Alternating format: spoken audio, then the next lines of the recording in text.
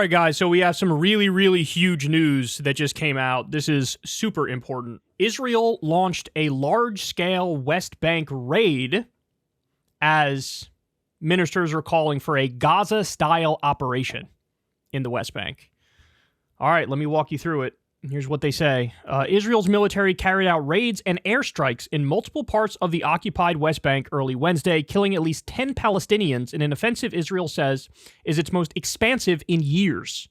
The Israeli Defense Forces confirmed it had launched a large counter-terror operation overnight with the Israeli Security Agency in the areas of Jenin and Tulkarem in the north of the West Bank. Foreign Minister Israel Katz said the operation had been staged to thwart Islamic Iranian terrorist infrastructure, claiming that Iran was working to establish an Eastern Front against Israel. Remember, guys, you have to demand evidence, and I say that because everything Israel has said has been a lie. Quote, we must deal with the threat just as we deal with the terrorist infrastructure in Gaza, including the temporary evacuation, Jesus Christ, this is terrifying, of Palestinian residents and whatever steps are required.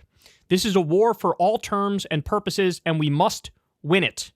The operation comes as Israel steps up its its military operations in the West Bank, where clashes have become more frequent since Israel began its war in Gaza in response to Hamas's attack on southern Israel on October 7th. Okay, this is a huge deal. Just to give you some more perspective on it here, the Israeli regime launched its largest-scale military invasion of the West Bank since 2002 last night.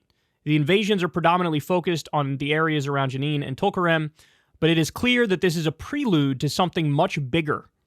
The Israeli FM stated that this is a war for everything, and it would include temporary evacuation of Palestinian residents. We just read that. So, guys, this is what they said about Gaza, too. They said, it's a temporary evacuation. It's not a temporary evacuation. They destroyed over 70% of the buildings in Gaza.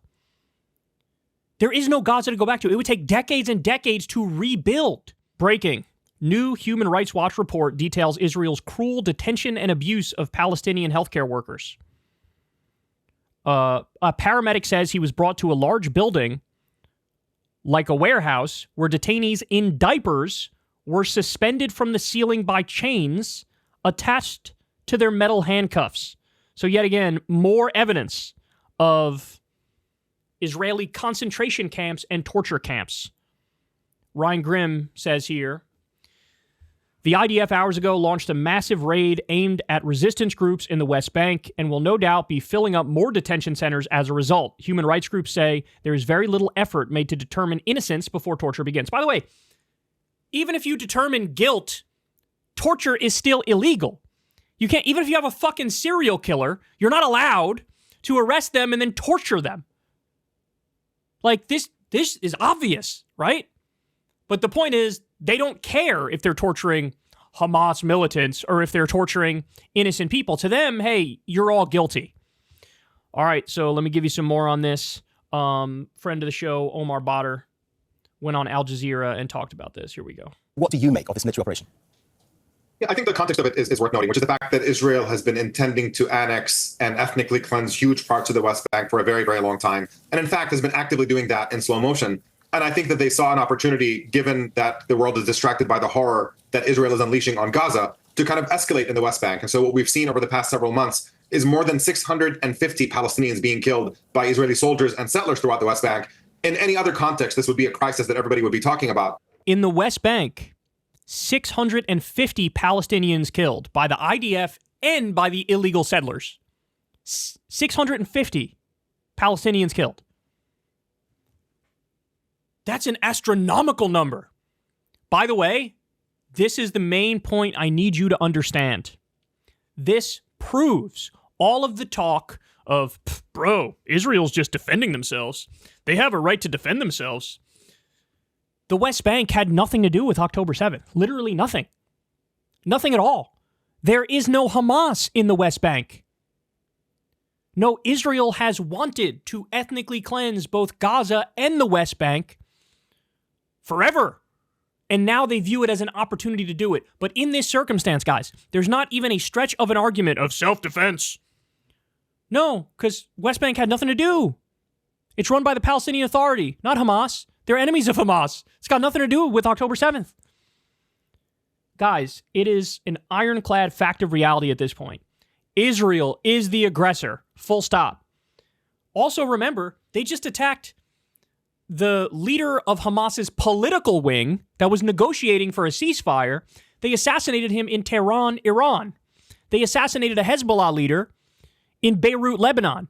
So they offensively attacked in both Iran and Lebanon, and then they clutch their pearls and act like, oh, they're coming after us. You're the rabid dog. Oh, my God. But only in the shadow of the genocide that Israel is unleashing on Gaza has this kind of passed without people really paying attention. And naturally, whenever you see this kind of violence unfold, there's going to be resistance to it, and in some cases, violent resistance as well. And now Israel sees itself as somehow compelled to launch this military operation, seemingly under this delusion that has been disproven over and over again, that you can somehow kill and torture and maim and imprison and suppress and oppress Palestinians into some kind of victory out of all this. By the way, Euromed Monitor proved that there were 42 different types of torture being used in Israeli concentration camps against Palestinians, including, of course, on video, some Palestinians being raped with a metal rod. One of them actually ended up dying. And Israel turned the guy who did that rape of the Palestinian, turned him into a hero and brought him on TV. There were protests in favor of the right to rape prisoners. You had protests in favor of the right to rape prisoners. They were openly debating about the right to rape prisoners, and most of them said, yeah, we have the right to rape prisoners. This is depraved. This is depraved. This is really the same tape being played over and over again, and it's a recipe that will lead to endless violence and bloodshed until there is a fundamental change in Israel's attitude towards Palestinians. And what about the timing of this particular raid? I mean, should we be reading anything into that? I think Israel is under tremendous pressure of the fact that they are stuck in Gaza without a strategic victory. They promised that they would be able to defeat Hamas quickly, that they would be able to free the hostages. They've been able to achieve neither of these things. In the north, they're stuck in a status quo where they're supposed to restore their deterrence and intimidate Hezbollah across the Lebanon border. They have failed miserably at that. And I think whenever Israel finds itself cornered and is in desperate need for a victory for its public, all they know how to do is unleash indiscriminate violence against Palestinians. And this is the playbook that they actually go to. And I think that this is the moment that we find ourselves in, is that Netanyahu is desperate for some sort of image of an accomplishment. And he thinks by launching this massive large-scale operation in the West Bank, in which, relatively speaking, given the dynamics under occupation, Israel can claim some sort of victory out of at the end of this, that this is somehow going to play well for Netanyahu politically and try to salvage an image that has been completely tarnished over the past 10 months. They want to do to the West Bank what they already did to Gaza.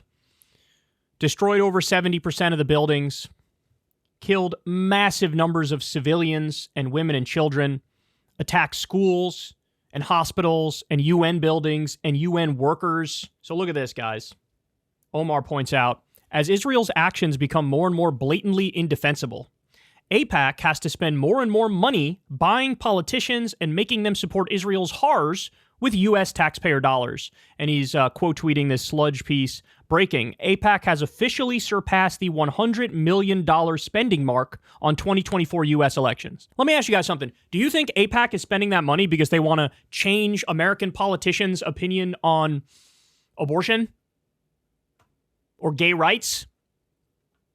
Or tax policy? Why do you think AIPAC is spending all that money? AIPAC is spending all that money to lobby American politicians and make them support Israel no matter what the fuck Israel does. And then if you come out and say, I don't know, man, it looks like the Israeli government has way too much influence over the U.S. government and they're buying the policy that they want, you're called an anti-Semite for pointing out the obvious. Meanwhile, all of us say all the time, the Saudi lobby does the same thing and buys politicians to get whatever policy they want, and nobody looks at us and says, you're Islamophobes, you're anti-Muslim bigots.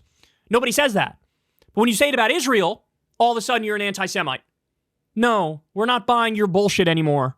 These are smears. Everybody knows they're smears. It's so fucking transparent. You are buying American politicians' support for a genocide. That's what's happening in Gaza. And now you want to do the same fucking thing to the West Bank. Well, guys, look, I have a message. I have a message for Joe Biden and Kamala Harris. Wake the fuck up. Wake the fuck up. They're now attacking the West Bank under you. You're sending the money. You're sending the weapons. Cut off the money and cut off the weapons right now. I've warned you guys this before, but there's a very good chance that in October, the October surprise just before the election is going to be Benjamin Netanyahu launching a full-scale attack either in Lebanon or Iran or both And then the U.S. is going to jump in on the side of Netanyahu and Israel. We're going to send our own troops there. And we're going to be in a big regional war in the Middle East against Iran. And guess who's going to get the blame for that? Joe Biden's going to get the blame for that. Potentially Kamala Harris is going to get the blame for that. And that will help Trump in the election, which is exactly what Netanyahu wants to do. Netanyahu wants Donald Trump to win. Why are you being professionally dumb?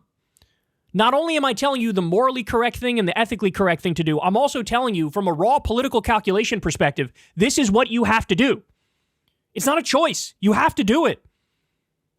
The government of Israel and Benjamin Netanyahu, they are trying to make you lose. Why? Because they know you've greenlit almost everything, but you still do the kabuki theater of human rights, and you still wag your finger every now and then and say, I don't know about this, and you still say maybe 2% of the weapons we're not going to send you because these might be a little bit too big of bombs or whatever, right? Donald Trump is literally out there taking money from Miriam Adelson, and she's given him $100 million under one condition. You know what that condition is? Allow Israel to completely annex the West Bank. So this is Benjamin Netanyahu setting those wheels in motion already. You have to stop this. You have to stop this. Is this what we want the West Bank to look like now? Is this what we want the West Bank to look like? These are the newest numbers we have from Euromed Monitor. Here's what they say. There's 48,380 Palestinians that are dead in Gaza. What was it? 650 in the West Bank? You want that number to skyrocket into the tens of thousands? 16,000 of the dead are children. 10,351 are women. 43,592 are civilians. And that's minimum, right? 90% or so civilian death rate. This is what it looks like. 1.95 million people are displaced. 92,000 are injured. 171 journalists have been killed. The most deadly conflict for journalists in human history. 171 houses are completely destroyed. 171,000. 345,000 homes are partially destroyed. Gaza barely exists anymore, man. Gaza barely exists. 489 schools damaged. 2,830 factories damaged. 760 mosques damaged. 3 churches damaged. 1,235 healthcare professionals have been attacked, including 522 that are killed. 393 healthcare facilities have been attacked, including 32 hospitals that have been bombed. 203 heritage sites were bombed. By the way, you know what happened the other day? There's this huge ancient mosque that Israel did a controlled demolition of. This is something we saw ISIS do this years ago, and the whole world condemned it. Then Israel does it to a grand ancient mosque, and I didn't even see it reported in Western media. I didn't even see it. So this is what we're going to look at now for the West Bank. Joe Biden needs to step up right the fuck now and cut off the money and cut off the weapons. And that's the bare minimum. Of course you should lock up Benjamin Netanyahu. Of course you should sanction the Israeli government. Of course you should condemn at the UN across the board. The very least you can do is cut off the money and the weapons. They are a rabid dog. And it's very, very clear. And anybody who's not calling this a genocide at this point in time is fucking lying to you. Because all of the evidence and all the facts, it's now proof of a genocide. This is no longer a debatable proposition. And they want to expand it, and they want to make it worse as they lie every step of the way and say, we're just defending ourselves. Yeah, I'm sure. When you attack first against Iran, I'm sure you're defending yourself. When you attack first against Hezbollah, I'm sure you're just defending yourself. When you kill 16,000 children, I'm sure you're just defending yourselves. When you attack the West Bank where there isn't even fucking Hamas there, I'm sure you're just defending themselves. When you set up concentration camps and torture people, I'm sure you're just defending yourself. Enough. Enough with the lies. Enough with the bullshit. Wake up. This is the moral atrocity of our time. And everybody's just casually accepting it as it goes along. And by the way, where's the U.S. media coverage has fucking petered out almost completely, right?